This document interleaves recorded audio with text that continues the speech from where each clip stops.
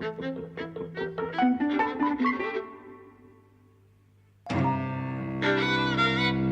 and welcome to Eavesdropping at the Movies. I'm Mike. And I'm José. And we've seen Tonya just now.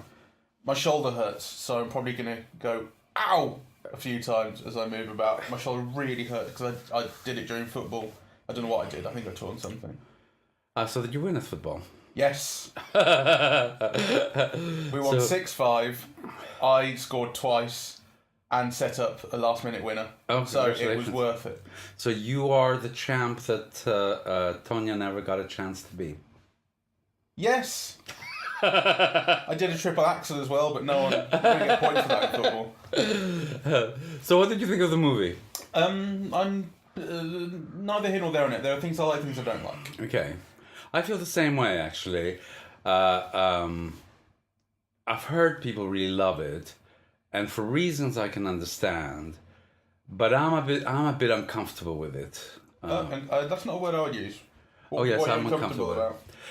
Well, there are many things I love, so I love the harshness of the mother.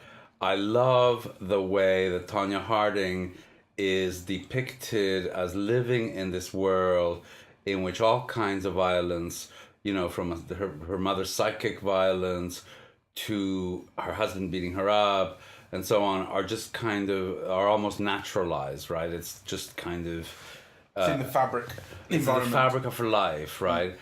I love the way that they make class a central issue. So, her being national champion and having to work as a waitress and sewing her own costumes and the disadvantages that brings, and, how she's actually being judged on her class as much as on her skating. All of those things I loved. I love the way that it was funny. Right, it had a whole range of kind of tonalities that I loved. So all of those things I liked. What I didn't like is that I sometimes felt it was talking down to or making fun of working people. How so? Well, everybody who was working class was either dumb or violent.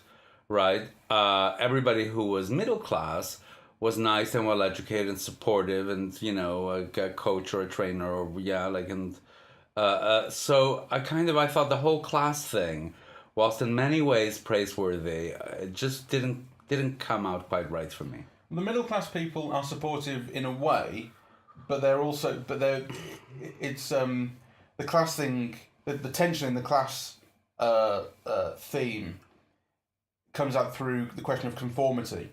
They wanted to conform to they wanted to stop playing heavy metal, and they wanted to have a sort of 2.4 children family that can be sold to America, and they're portraying the one judge says as much to Tonya to her face in a scene that you never know how much of it is related to reality and or how true it was to actual events, and obviously the film actually makes a big point of this throughout.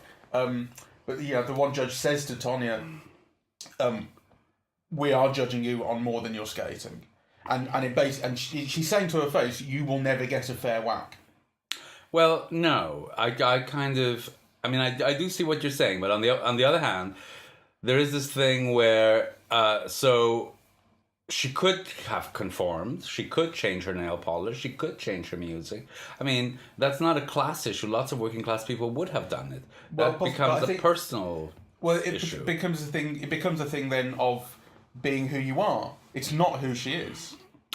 That's what it comes down to. And why shouldn't she? Because she says because her skating is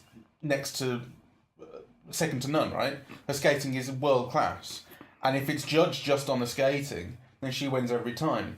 So, and it's ostensibly a skating competition. Well, I'm totally with her on that point.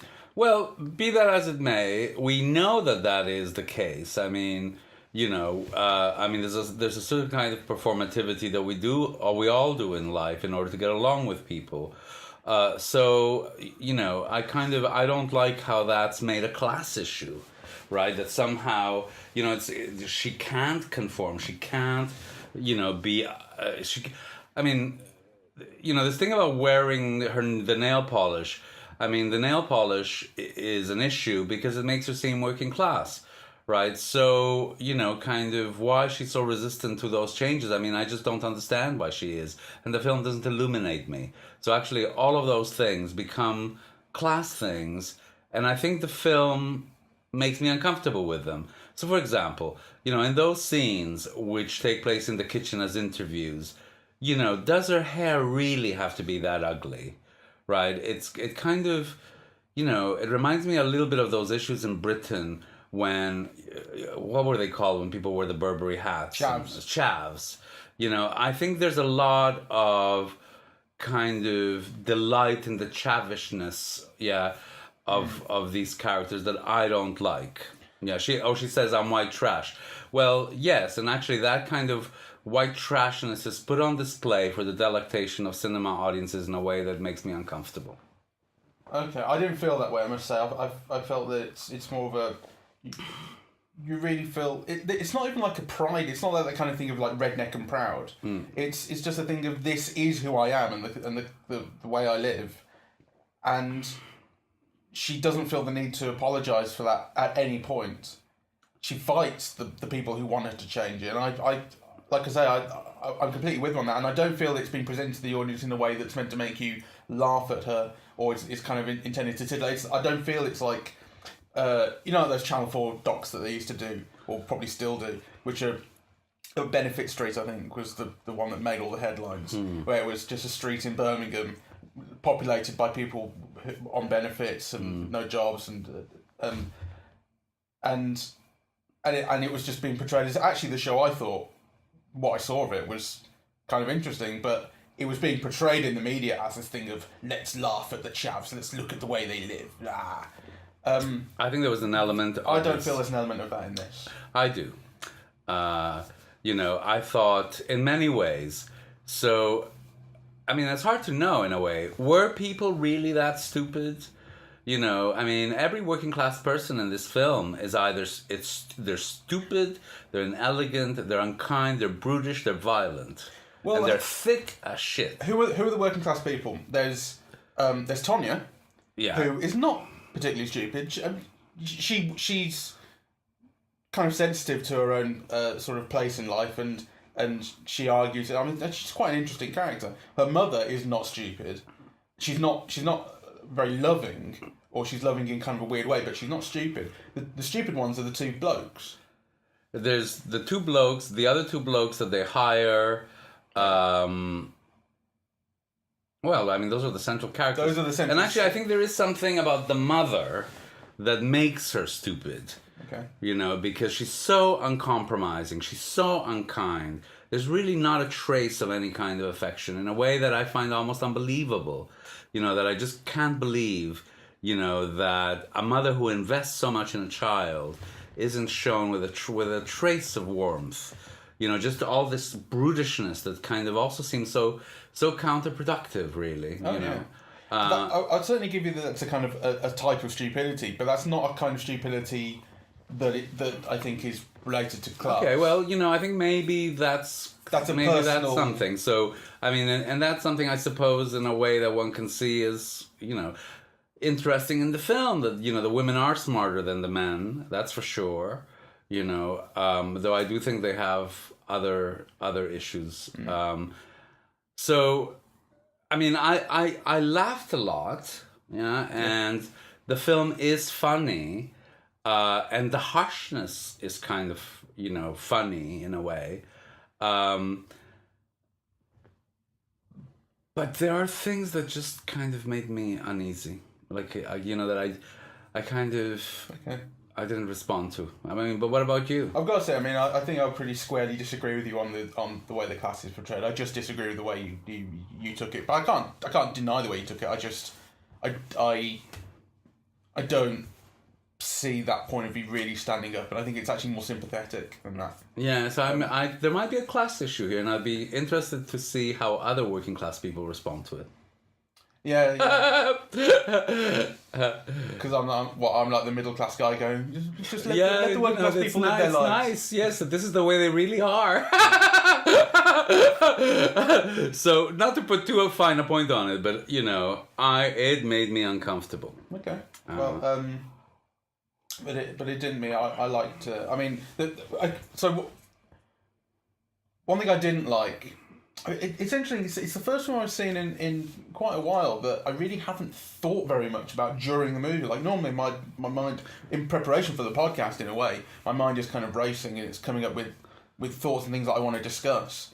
And during a lot of this, I was kind of switched off. Weirdly, it's only afterwards that I started really thinking about it. I don't know what that says about the film or it says about me, but no, I think it says something about the film because. You know that, I mean, I love that Guillermo del Toro quote about kind of, that films have to have like protein and that protein in film, is visual, right? And actually there was little going on visually, I think the major visual work in the film was the transposing of the lead actress onto the skating of Tonya Harding, right?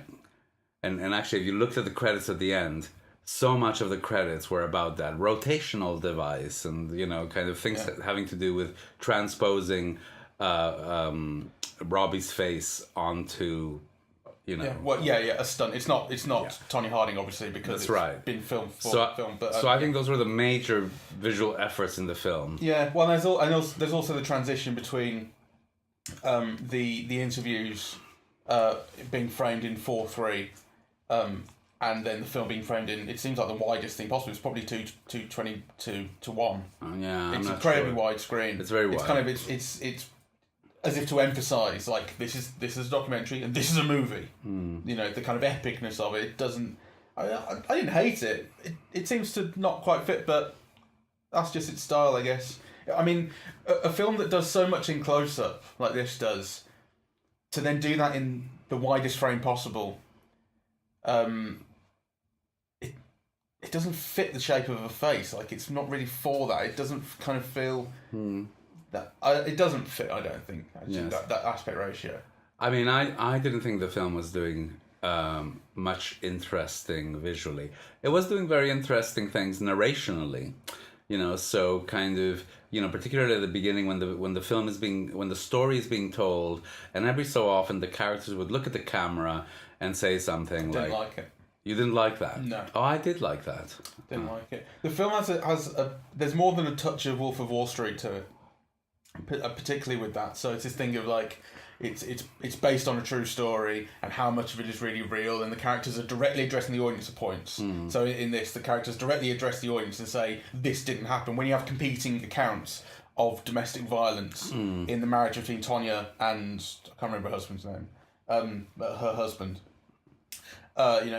She says he hit me, this, that, and the other, and he says, I never hit her, and she had a shotgun, and it's in the trailer. She has a shotgun, and then so you're watching this kind of memory / anecdote / invented memory, and as she's wielding a shotgun, she turns to the camera and says, "I never did this." I love it. I don't like that. I do. Too cheeky. It is cheeky, and it's fun, and it sets up a tension around kind of the story being told and how the film is telling it. I like that very much, actually, and that resulted in some of the best laughs in the film, and also in kind of creating spaces of doubt around the whole narration, right? Like there are kind of different perspectives on it, and I like the way that the film kind of did that, right? Because it lent credence to a certain point to each of the characters' perspective. So it wasn't all about Tonya Harding. There, the moments where the mother spoke, like, it was kind of like, in a way, the mother's story to tell. And the moments where the husband spoke, it was the husband's story to tell. Yeah. So, and I think that thing created kind of very interesting variations in tone and also kind of a point of view on the narration. I agree with all that. So the film primarily does that through the use of these restaged video interviews. These are the things that have been shot on tape ostensibly and are shown on screen in full frame as opposed to widescreen. and then so it'll show the husband saying, and then this happened, and then it kind of goes, and he might narrate a little bit in voiceover, and Tonya does the same thing, and the mother does the same thing, and so you're absolutely right, it works in that way. But I think that actually the film is so successful in doing that just through that technique. The addition of these 4 or 5 moments where a character breaks the fourth wall, speaks directly to the camera, I think they jarred for me, and they felt quite necessary, and they felt, like I say, they were trying too hard for me. Right. No, I just stylistically, I just didn't respond. I mean, to it. I like that, and frankly, that's amongst the most interesting stylistic flourishes the film has, which are still narrational rather than visual, really. Well, yes, that's certainly true. But it's like Wolf of Wall Street did a bit of it, and also the other Wall Street film, the other one, Margot Robbie was in a bath in it. Remember that? What film was it? The one where Brad Pitt cries for the working class. The Big Short. The Big Short. The Big Short. And there's the moments in it where they go, okay, now just to explain a thing that, like a term that you've seen on TV, we're going to have Margot Robbie in a bath explain to me. Yeah, that's right. Didn't work in that. I mean, it did its job in that. Well, you like that bit, I remember. Yeah, I like that film, but there was something about. I think I like it less in retrospect. Anyway, kind of, to me, what's interesting about this film is that is the mother-daughter thing. So in a way, what I don't like about it is that it's so uncompromising. That it makes Tonya Harding, on the one hand, the victim of everything, and including to the end, which actually, I was moved by that with the boxing bit. I kind of, it made me feel extremely sad and sorry for her. But on the other hand, I don't know, I'm contradicting myself now because, you think to be a top athlete like that, you have to have a will of steel, you have to be like completely disciplined, right? And there are moments where the film shows the toughness, the killing of the rabbit with the father, the way that she's mechanical, and so in a way she's a woman who can take care of herself, she not only knows how to handle her skates but her car, right? There are all of those things, but on the other hand, I just I thought too much is also made of the externals, of the mother's effect on her, of, the husband beating her up and and so on, that in a way but I suppose she fights back. So I suppose I'm contradicting she's myself. not a victim. I mean, she doesn't let herself be a victim at all. Or at least in the moments when she does, there's a so she gets back together with the husband for 3 weeks or 3 months, and she says, I've got to stick this out for 3 months, and there's going to be abuse because I have to do this in order to get into the Olympic team. So that's right. So she's willing to go quite far in order to win. Yeah. I think the thing about the mother is there is really no love there. Like I was trying to think of a way of expressing it as like maybe she expresses her love through some way, but actually she really doesn't. And there's this thing about how she has other kids by other husbands, and you don't see any of them. You never hear any reference to them. No, like, she is the only one. Tonya. And she expresses no love for Tonya either. And that moment right at the end of the film where you think love is going to be expressed now, she says, I'm proud of you, and all the rest. And it turns out that she's doing it to try and get a dictaphone confession from her for the press. Yeah. Or maybe the FBI, you don't know. Yeah. I mean, there really is no love there. And actually, what she believes in is work. She works to support her family and support the kid and to get the kid into skating so she can afford to skate. Yeah. And then she passes that on to the kid. You've got to work. I suppose that's a kind of love, and she certainly says it is. But what you mentioned about the other kids is to me also an issue in the film, which would have fleshed out that character, right? Because ostensibly Tonya is the 5th kid, right? So where are the 4 others, right? Yeah. And what's the mother's relationship with the 4 others? And is it different? Is it something to do with Tonya skating, or is that just the kind of person that who's the actress who plays her? Alison Janney. Yeah, who's fantastic. She is. I must say. But I think the character is missing something. I just I could see both the Tonya Harding character and the mother, being camped up in a gay club as a drag routine of some kind in a way that's unpleasant. And actually, I think part of it is that it does lack, a more rounded humanity, really. Yeah, perhaps. I think the real purpose, I suppose, of the mother character is to reflect on Tonya, and it's to reflect just the idea that there has been absolutely no, like, the love that Tonya lacks in her life, and actually what it's been replaced with, which is kind of brutality and violence, reverberates throughout her life, and it leads her to, and there is some quite frank conversation in the film that really talk about this, that she believes her entire life that she's just not really worth anything, and that she should live with being beaten up. Yes. I mean, her mother says that to her. Her mother said in a way that suggests, like, you should not tolerate this. Yes. But then her mother just sort of switches back into, no, actually, probably you're not worth it. Yes. Well, her mother says it's probably good for you. Right? Or some such line. So I don't know.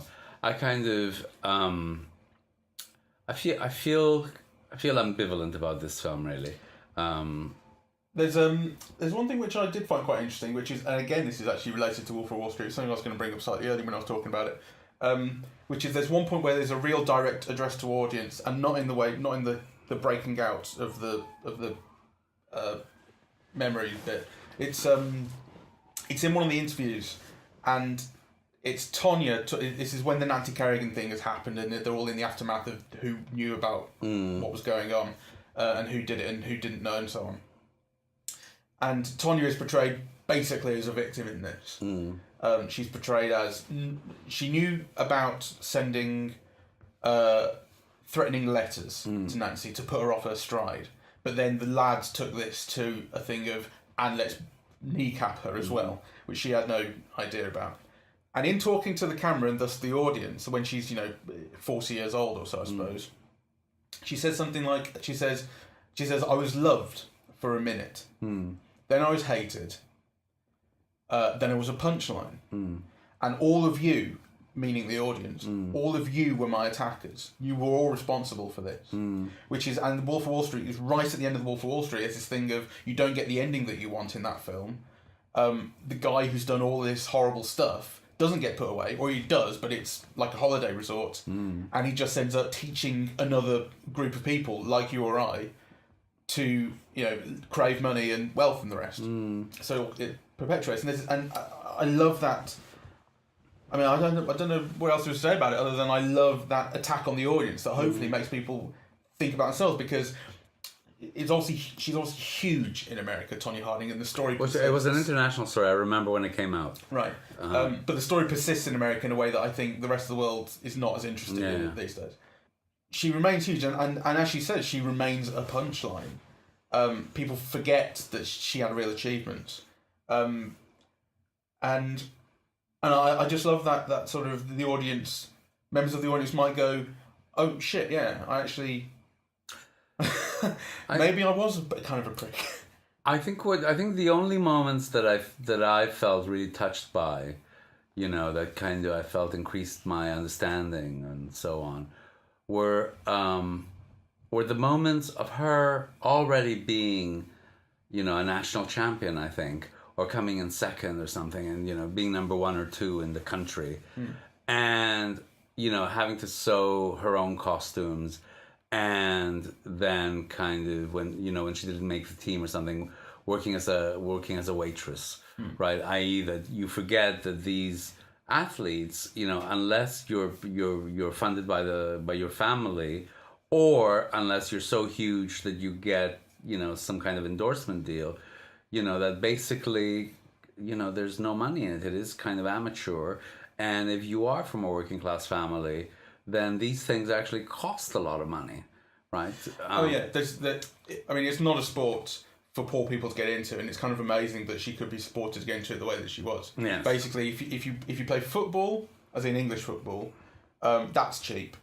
You only need a football or anything that can pass as a football and some jumpers for goalposts. You don't even need your mates. You can play keepy-ups. In America, I suppose you can play basketball. That's pretty cheap. So sports beyond that take equipment and expense. Yes. And there's a reason that football, kind of worldwide, particularly in third world countries, is completely dominant. Yes. It's because it's easy to play. Yes. And actually, I think that, there's also reasons why sports like figure skating end up being middle class and up. The price of the skates of kind of a rink, and later on costumes and music and dance routines and so on and so forth. I mean, ballet lessons that It's we a see sport her. that's tied up with class. Yeah, it is. So I think in all of those aspects, then the film, to me, is very, very interesting. So to me, the kind of the axis which I liked were the mother-daughter relationship, which I think are to me are always interesting, and actually much rarer in current cinema than they have been in the past. Though this year, I think you could say that Three Billboards also in some ways revolved around that, and I'm sure there are more. The casualness of the violence, of the marital violence, I thought was very interestingly done. Yeah, kind of. It becomes a day-to-day thing. And she's not scared of it either, and she's often the cause of it, right? So you do kind of see a complexity around that violence, which I find very interesting. And then the class issue. So in a way, kind of, that's a lot to praise in a film. So I'm not sure, kind of, why I remain kind of unsatisfied with it, actually. But I do kind of, when the film ended, I kind of, I wasn't in a mood, but it's almost like you wish you'd liked it more, really. Like, the audience did respond, the kind of, particularly to all the jokes. So I think there was also something that I didn't like in that laughing. There was a laughing at these people from the audience that I didn't like. I felt once or twice. Mind you, I laughed at the Nancy Kerrigan bit. This is the thing. This is the thing when Tonya says to the audience, you were my attackers. Well, I didn't know about it at the time. This is 1993, and I was 5 or 6 years old. But the thing that I've always found funnier since then is Nancy Kerrigan going, "Why? Why?" I mean, that really makes me laugh. And I know it makes me a horrible person, but I'm like, actually, that's always been funny to me. Much funnier than Tonya Harding. Well, I'm sorry. Well, do you want to say anything else? Because I feel like I've run out of things to say. Really. Yeah, there's one or two other things I had in my mind. The film is really squarely aimed at America. Yes. I don't think it plays as well in the UK as it would in America. The film, as you say, it was an international story. I'd be interested to get other people's reads on this, for Americans and from non-Americans. Obviously, it was international at the time. The Winter Olympics is the Winter Olympics. It's huge around the world. But as I say, I think in the years since, the rest of the world has let it go in a way that America hasn't. It remains big in America. The reason that I know about it is because I watch a lot of American TV and that sort of thing. It's like otherwise I wouldn't, I think, know about Tonya Harding and Nancy Kerrigan. Yes. And the film is, I think, there are points where it's saying, I was the biggest face in the world and people recognise me all over, and they're kind of going, that's probably true, but it's like you're trying to convince me that she's still that huge around the rest of the world. Yes. I don't think she is still. The film is, I suppose, also making an argument about celebrity and the role of celebrity. I mean, I was thinking of, what's the point of the Bobby Cannavale character, right? The hard talk. Is it hard talk or something like that? Yeah, he's basically a TV journalist. Yeah, guy. TV journalist. And obviously that's a dimension of the film that the film has worked at, but it kind of passed me by. I mean, I kind of can't quite make out what the film is saying about fame and celebrity and so on, except that when they sense blood, they go for it. Yeah. But that's nothing new, really. There's also this thing about it being American century, which is this talk. There's all this talk in the first half of her being the first US woman to do a triple axel. Yes. And you're going, okay, well, first woman to do a triple axel, that's kind of good, because like men and women are split up in sport for a reason, right? They don't really compete on the same terms. But first US woman to do a triple axel, that's meaningless, really, to me. That's meaningless. Like, she could be the first French woman or the first Canadian woman. The nationality is not special, and it's only special to Americans. And I think an English audience listening to that does not care. I mean, it would have been interesting, and this is something that I hate. I mean, I hate it about the British coverage of the Oscars, where, they'll say, oh, Michael Caine got nominated for the Oscar, and Michael Gambon or something. You think, yeah, who the fuck are the other three, right? Like, it drives me crazy. So this is an instance of that, I suppose, in an American context, which it would be interesting to know, were there other women in the world who had performed it? Well, the right? point is that that narrowing the phrase down to first US woman clearly says that someone else has done it, because otherwise you'd say first woman in the world. It's perfectly legitimate to be proud of that as a country. It's perfectly legitimate to want to make a film about that person. To be honest, kind of, I wouldn't be too sure of that.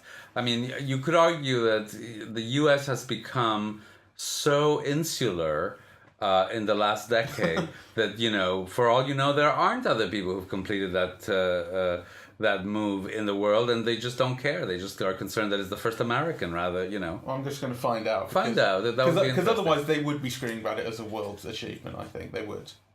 You're most likely right. I know that this is a country that considers an all-American competition to be a World Series. Yes. Well, actually, I think there's a couple of Canadian teams in it, but yeah, I don't think they're quite... here we are. 1988, Midori Ito from Japan became the first woman to land the triple axel jumping competition when she first performed it at the 1988 NHK Trophy. Since then, 7 other women, including Tonya Harding, have succeeded in completing the jump in international competition. Okay. So was Tonya Harding the second woman? I don't know if she was the second, but she wasn't the first. She was just the first American, and that's kind of the point. And like I said, I mean, the thing about the BBC thing, we did talk about this, and I slightly disagreed with you. I think because I think one of the things was that page that you were looking at, that you complained about, the Oscars page, was a live page, and it was updating. Because by the time I looked at it, I saw all the nominees on there. Well, I get that, and I acknowledge that, and I saw it happening. I saw it unfold in those ways. Yeah. But then that's not the only outlet, Like, often I've read The Guardian or The Telegraph or whatever, and their coverage is often just who the British nominees were. Yeah. So it drives me crazy. There is one last thing that I had noted down about the film, which was something that the film slightly preempted me on, because I was thinking quite early on, this is really, really similar to the O.J. Simpson documentary, that huge 9-hour documentary that won the Oscar. O.J. Made in America, it was called. It reminds me of that because actually the stories of O.J. Simpson and Tonya Harding are similar in a number of ways. So they start off as kind of preternaturally talented at their sports. O.J. was American football. They achieved one very specific thing, which was the triple axel for Tonya Harding, and OJ had this. I think he ran 1,000 yards in a season, or there was something about the distance that he ran was a record. It was huge, and his thing was running. Because actually, the first 3 hours of that OJ documentary, you can only go so far with that comparison. Well, hold on, because it goes.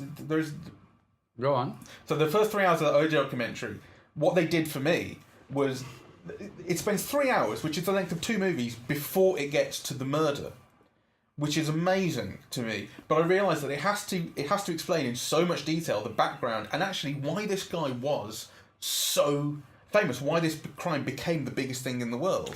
Because I never realised that. I grew up after that. He was beloved, right, and very charismatic, and he became a kind of film star and a national figure, endorsing various things. And the thing about O.J. Simpson is that he before obviously that incident, he exuded a kind of a warmth and a charisma and so on. And actually with Tonya Harding, you get the sense that it's the opposite. Oh, that sure. She looks hard, right? And sure, has the opposite of warmth, actually.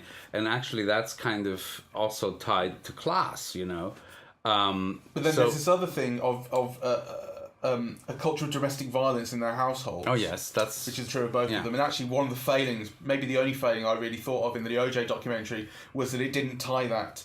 It didn't explore the relationship between domestic violence and American football, which I think you actually see. I mean, there are a number of American footballers who have been embroiled in domestic violence, sort of scandals and things. Like Ray Rice was one of them in the last few years. And the idea of it being a sport which is about violence, about kind of crushing your opponent. Anyway, no, that's interesting. There's a relationship between OJ and Tonya Harding there, and then obviously the crimes ended up being huge 24-hour news TV scandals, which is what the film makes a point of. The film shows OJ being watched outside his house on 24-hour news. And actually, the times are not very far apart, because I think One is 93 and the other one is 94 or something like that. They're very, very close together in time. But again, there's a relationship there. So the film also makes a point in dialogue of saying this was the birth of the 24-hour news cycle. We needed to fill this time, so that's why we were stationed outside Tonya's house, showing nothing. Yes. I mean, I think that maybe that's what's really tied into the idea of celebrity, like this kind of fall from grace, or. Well, I think she never had grace, Tonya. I suppose that's the difference. OJ was a real kind of crumbling, whereas Tonya was never quite made it to begin with. What people were expecting of her. Anyway, I want to talk a little bit about the performances, because though I think Alison Janey's fantastic, and she gives a brilliant, thought through, uncompromising performance. But what did you think of Margot Robbie? This film turned me around on Margot Robbie. I was not really convinced by her at any point before this. I'd seen her in The Wolf of Wall Street, and I'd seen her in The Big Short doing a cameo, and I'd seen her in Suicide Squad, and I wasn't hugely convinced by any of them. I mean, in Suicide Squad in particular, I thought that, that film was kind of a dumpster fire anyway, so right that thing off. But she seemed like Harley Quinn should be kind of filthy and dirty and nasty and naughty, and she seemed to me like a kind of like a rich girl playing at being naughty, but then actually everything else in that film was such a failure that I can't really put the blame on her for that. But this film, I thought, I'm not going to enjoy her in this, and I loved her performance so much. I thought she gives herself over to the film, over to the character. Like, there's an element of is it Monster, the Charlize Theron film? Yes. Where she sort of made herself ugly to win an Oscar. There's a little bit of an element of that, but not very much actually. Most of the film she's playing kind of 23 years old or younger, though she's kind of sort of fit and young and attractive. When she puts, there's that shot right towards the end of the film where she's preparing in a dressing room and she's putting a makeup on. Yes. It reminded me of this short film that I saw called Magnificat, which I can't find anywhere, and I'd love to know if anyone can find it, which was just this film of a woman putting makeup on, then covering her face in it. And her face kind of goes through changes. Yes. Just as she moves it. She goes into a smile, but she's crying and she's staring at the camera and her eyes are huge. It's amazing. Yes, that's very good. It sounds really seemed very much like that. And when she cries in court, when she's sentenced, and she's not allowed to skate anymore, that's what moved me in the film. That's the moment where I was moved, because she properly is breaking down. So this means so much to her, and the performance is selling it so much. I thought she was fucking great. Yes, I thought she was very good. I feel all the things that you say are true. But nonetheless, I don't know how to describe it. If it's a lack of warmth, or, I do think that kind of,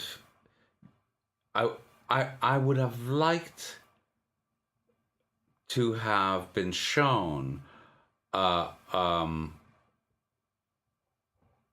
don't know, I suppose greater warmth.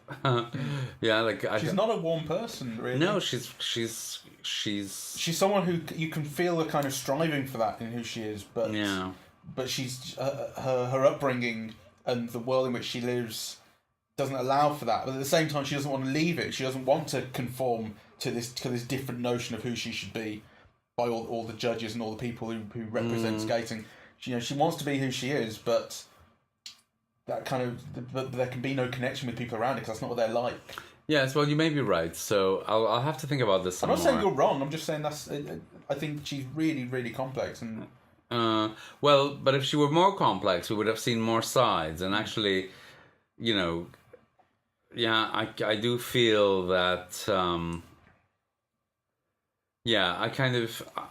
I think you're right. Like, as a performance, what she does in many ways is great. As a kind of a star personality or something, I just feel a bit ambivalent about, because, I didn't empathize enough, or I didn't identify enough, or I didn't understand enough. So, I was a bit distant from her performance. So I feel like, slightly coldly admiring. Yeah, I think that's more down to who the character is than how it's played. Probably. Yes, you're probably right. I think I really loved her in it, so I'm not going to say a bad word about her. I didn't think she did anything wrong. I didn't think that was a bum nut. I thought, gosh, she's got this. Right. She's got it down. Okay, and what did you think of the husband? As a, I get why everyone back then would have hated him. I suppose I don't know anything about the husband. He's not one of the people in this story that I'm familiar with from external. Well, let me put the question differently, which is, what do you think of the actor playing the husband? I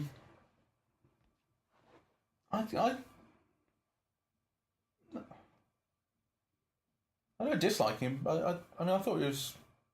I didn't think he was special, but I thought he was sort of fine. Like I kind of got that feeling of how he could keep sort of ensnaring Tonya back into his life. When she should be leaving, and she kind of fights her way out at certain points, but she keeps on taking him back. And I thought I could get how this guy could do that to her. Yes, his name is Sebastian Stan. Yeah, I thought he was technically good, but again, kind of left you cold. Yeah. So anyway, there's a lot of very unattractive characters in this film. That's for sure. Which some people would see as a credit. Ugly on the inside. It's very uncompromising. Do you mean ugly on the inside or outside or both? No. I meant on the outside, but sorry, I meant on the inside. Oh, right. Yeah, that kind of they're unattractive people in terms of their character. Obviously, physically, kind of they're all attractive. Though I don't think he's I think I would have liked somebody more charismatic in that role. Let's put it that way. At the Academy Awards, it's been nominated for Best Actress for Margot Robbie, Best Supporting Actress for Alison Janney, and Best Editing. I hope it wins for Alison Janney. Looks likely that it will. The other nominees are Mary J. Blige for Mudbound, Leslie Manville for Phantom Thread, Laurie Metcalf for Lady Bird, and Octavia Spencer for Shape of Water. I think Alison Janney's being touted as absolutely the winner. Well, I hope she wins, though. I love Leslie Manville and Phantom Thread.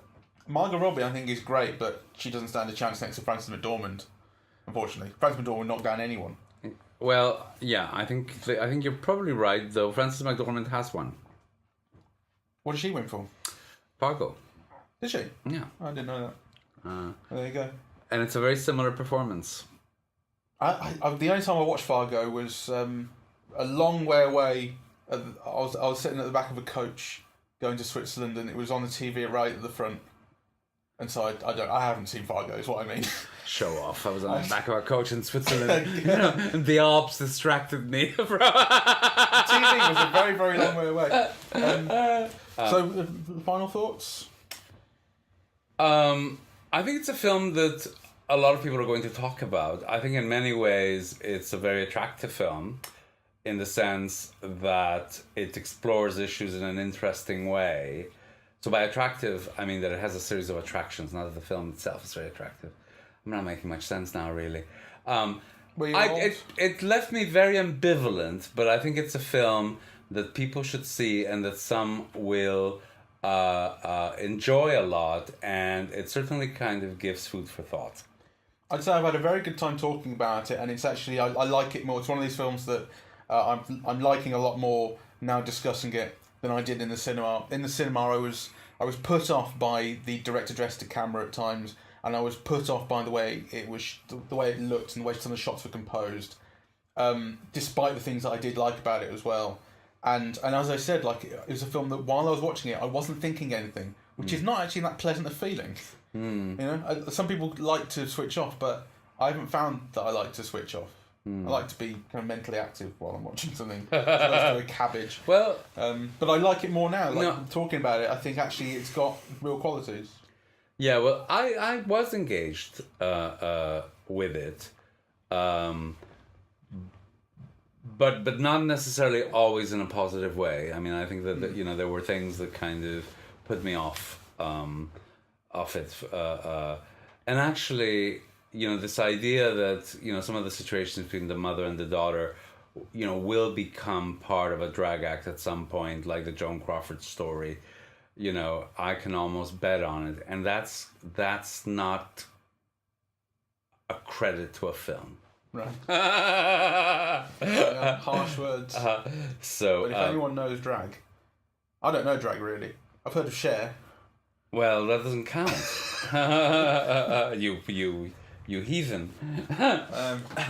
I'm a gay Philistine. So anyway, let's end it here.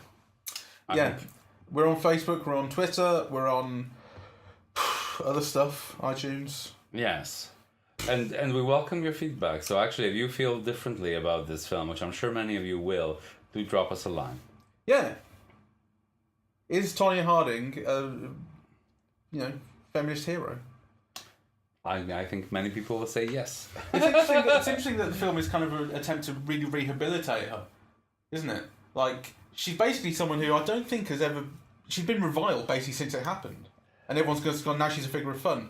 The film is kind of an attempt to rehabilitate her. She doesn't come out very negatively in it. Yes, though she doesn't come across... It's interesting, like, she doesn't come across at any point as anything other than a victim, really. And although there is that thing of she constantly says, this wasn't my fault, it becomes a catchphrase in a way that suggests, like, well, it partially was my fault. But I don't want to take responsibility. But, like, the film actually doesn't back it up with what it shows you. Like, No. she says, she denies it's her fault, but then the film goes, no, it actually wasn't her fault. Yes. It's weird. It is weird. Yeah, it's kind of... It's one of the things that I don't like.